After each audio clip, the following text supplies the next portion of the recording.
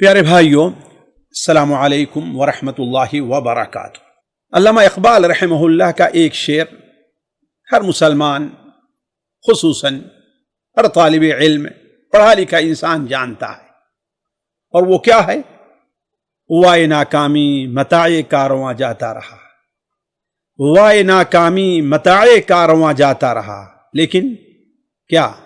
کارواں کے دل سے احساس زیاں جاتا رہا۔ یعنی سارا سامان لٹ گیا ہے قافلے کا، سب کچھ گنوا دیا ہے قافلے نے، لیکن قافلے کو یہ احساس نہیں ہے کہ ہمارا کوئی نقصان ہوا ہے۔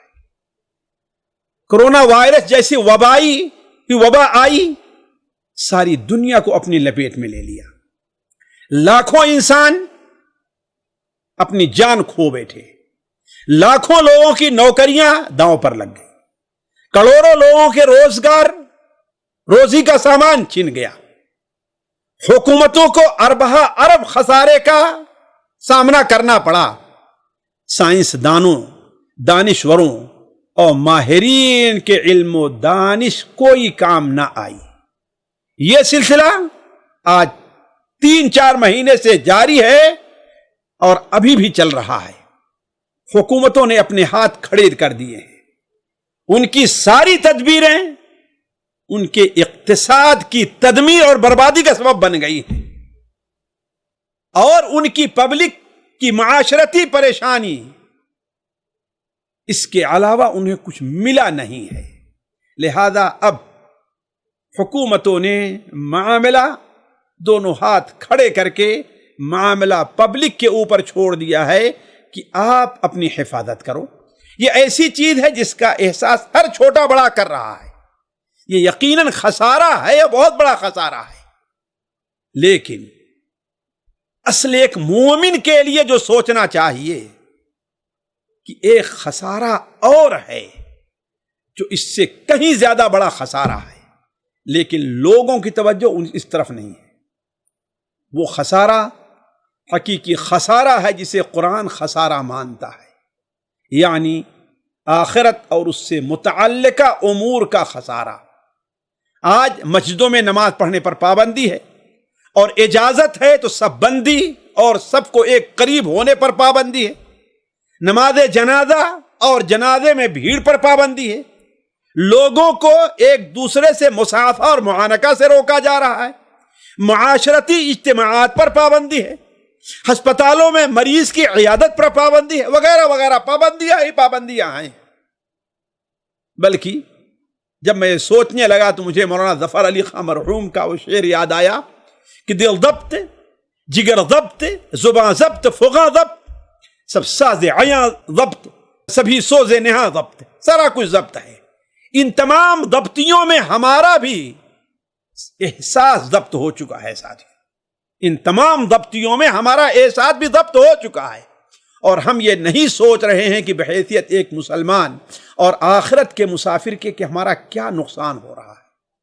مثال کے طور پر میں اپنے مسلمان بھائیوں اور خصوصاً دین سے متعلقین، خصوصاً دعات کی توجہ اس طرف دلاؤں گا کہ آج ہم خواہش کے باوجود اپنے بھائی سے مصافحہ نہیں کر پاتے، بلکہ ہم میں سے بہت سے لوگ اپنے ساتھی اور دوست سے مصافحہ کرنے سے کتراتے ہیں۔ لیکن کبھی سوچا کہ اس کا کتنا بڑا نقصان ہے؟ کبھی سوچا آپ نے؟ حضرت برا ابن عازب کی وہ حدیث جو سنن ابو داؤد میں ہے کہ نبی کریم صلی اللہ علیہ وسلم نے ارشاد فرمایا، ما من مسلمین یلتقیان فیتصافحان الا غفر لہما قبل ان یفترقا۔ جب بھی دو مسلمان ملاقات کرتے ہیں، ایک دوسرے سے سلام کر کے مصافحہ کرتے ہیں، تو دونوں کے جدا ہونے سے پہلے اللہ تعالیٰ ان کے گناہوں کو معاف کر دیتا ہے۔ ہمارے اندر یہ احساس ہوا کہ ہمارا یہ خسارہ ہو رہا ہے۔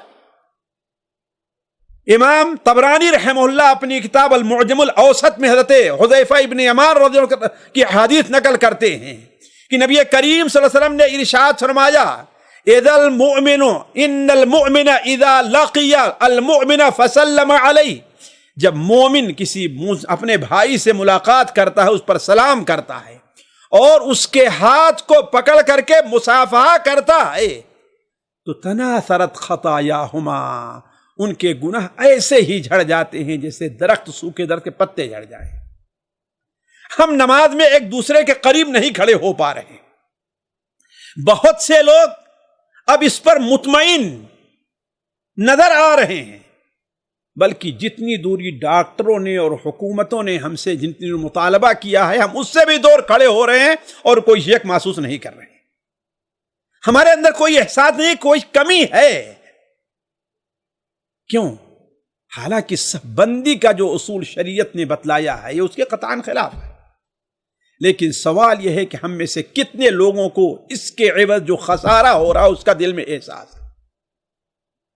اگر کوئی خسارہ نہ ہو، صرف نبی کریم صلی اللہ علیہ وسلم کا حکم بجا لانے میں کوتاہی ہو رہی ہے تو کتنا بڑا خسارہ ہو۔ آپ صلی اللہ علیہ وسلم نے کیا بیان فرمایا؟ اقیموا الصفوف، صفوں کو سیدھی کرو۔ آج صرف دوری ہی نہیں رہ گئی، صفیں بھی ہماری ٹیڑھی ہو گئی ہیں۔ کیوں؟ اس لیے کہ ہمارے دل ٹیڑھے ہو گئے، دل میں احساس نہیں ہے۔ آپ نے کیا بیان؟ اقیموا الصفوف، صفوں کو درست کرو۔ وحاذوا بین المناکب، اور کندھوں کو ایک سیدھ میں رکھو۔ وسدوا الخلل، درمیان میں جو جگہ ہے اس کو پر کرو۔ ولینوا بایدی اخوانکم، اور اپنے ساتھیوں کے ساتھ نرم رہو، انہیں اپنے قریب سے رہو۔ کیوں؟ بلکہ آپ نے بیان فرمایا کہ ولا تذروا فرجات للشیطان، شیطان کے لیے چھوٹی سی جگہ بھی نہ چھوڑو۔ ہم تو یہاں 1.5 میٹر بھی چھوڑے ہوئے ہیں۔ من وصل صفا وصلہ اللہ ومن قطع صفا قطعہ اللہ، جو صف کو جوڑے گا اللہ تعالیٰ اس سے اپنا تعلق جوڑے گا، اور جس نے صف کو کاٹا اللہ نے اس نے اپنا تعلق کاٹا۔ کیا ہمیں اس اپنی کمی کا احساس ہے؟ کیا ہم جب کھڑے ہوتے ہیں ہمارا بھائی ہم سے دور رہتا ہے تو ہمارے دل میں کڑھن ہے کاش کہ ہم اس کے قریب جا کر مل جائیں؟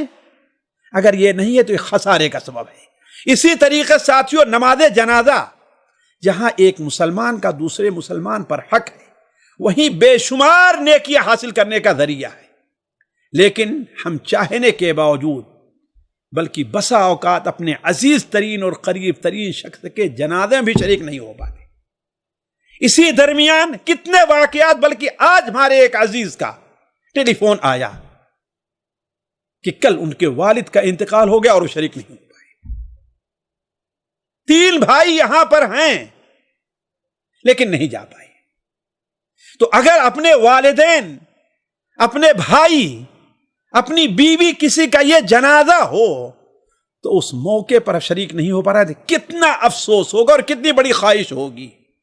لیکن کیا اس افسوس اور خواہش کے ساتھ ساتھ ہمارے دل میں یہ بھی جذبہ احساس پیدا ہوا کہ ہم کتنی نیکیوں سے محروم رہ جا رہے ہیں، کتنے ثواب کو ہم نے گنوا دیا ہے۔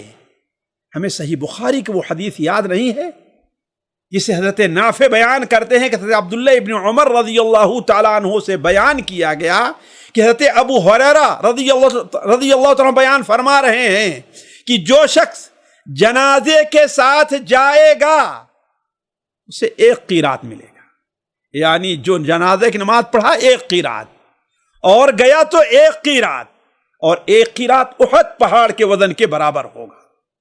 حضرت عبداللہ ابن عمر نے کہا ابو ہریرہ عجیب و غریب حدیثیں بیان کرتے ہیں، لیکن پریشان رہے۔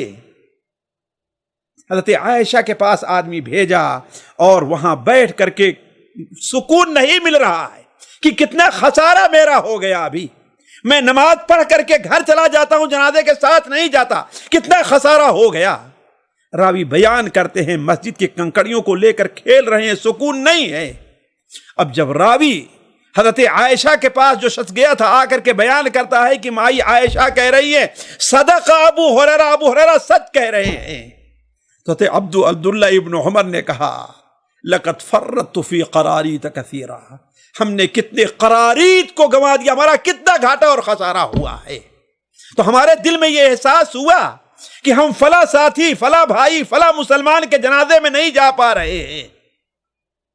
ہمیں یہ تو احساس ہے کہ ہمارا بڑا عزیز تھا، دوست تھا، ہم اس کے جنازے میں نہیں شریک ہو پائے، لیکن یہ احساس، اصل جو احساس ہے کتنا گھاٹا ہمارا آخرت کے طور پر ہوا۔ اسی طریقے سے کتنی مثالیں دوں آپ کو. آج ہمارے مریض ہاسپٹل میں ہیں لیکن ہم ان کی عیادت نہیں کر سکتے. گھروں میں بھی ہوں تو ہم پرہیز کر رہے ہیں ان کے پاس جانے کے لیے. یہ ہمیں احساس ہوگا کہ ہمارا دوست ہے، لیکن یہ احساس ہوا کہ مریض کی عیادت کے میں اللہ تعالیٰ نے کتنا ثواب اور کتنا اجر رکھا ہے، کتنا ثواب رکھا ہے. نبی کریم صلی اللہ علیہ وسلم کی حدیث ہے کہ اگر کوئی صبح کو اپنے ساتھی کی عیادت کے لیے، بیمار کی عیادت کے لیے جاتا ہے تو شام تک 70,000 فرشتے اس کے لیے دعائیں مغفرت کرتے رہتے ہیں. اچھا سوچیں ہمارا کتنا خسارہ آخرت کے طور پر ہو رہا ہے. کیا ہم نے یہ احساس، اس خسارے کا احساس اپنے اندر پیدا کیا؟ اللہ کی قسم قلیل ما ہم، تھوڑے ہیں جن کا احساس ہے، ورنہ ہر آدمی کو صرف اپنے دنیا کے خسارے کی فکر ہے بس، اور کوئی فکر نہیں ہے. تو اصل خسارہ یہ ہے جس کی ہمیں فکر کرنی چاہیے. اگر ہم فکر کیے، سوچتے رہے، غم کرتے رہے تو اللہ تعالیٰ کی رحمت سے کبھی امید ہے کہ ہم نہ بھی جا پائے پھر بھی اللہ تبارک و تعالیٰ ہمیں اور آپ کو اس اجر سے نوازے گا. والسلام علیکم ورحمۃ اللہ وبرکاتہ. سامعین کرام، ہمارے علمی اور عوامی دروس اور سوال و جواب کی مجلسوں سے آپ خود بھی مستفید ہوں اور اپنے دوست و احباب کے ساتھ بھی شیئر کریں. عین ممکن ہے کہ آپ کے شیئر سے کسی کی اصلاح اور آپ کے لیے صدقہ جاریہ بن جائے. واٹس ایپ پر اسلامک میسج حاصل کرنے کے لیے نمبر نوٹ فرمائیں: یعقوب عزیز 00966 5089 59707. واٹس ایپ سوال جو آپ گروپ میں ایڈ ہونے کے لیے نمبر نوٹ فرمائیں: عبدالسلام عمری 00966 502627 622. نمبر بھیجتے ہوئے نام اور پتہ ضرور لکھیں. اسی طرح ہمارے یوٹیوب چینل اسلامی دعویٰ کو ضرور سبسکرائب کریں تاکہ ہماری ہر نئی اور اہم ویڈیو کی اطلاع آپ کو فوری حاصل ہو جائے. تمام دروس، مقالات اور سوال و جواب سیریز کے لیے ہماری مشہور ویب سائٹ www.islamidawah.com کا مشاہدہ کرتے رہیں. السلام علیکم ورحمۃ اللہ وبرکاتہ.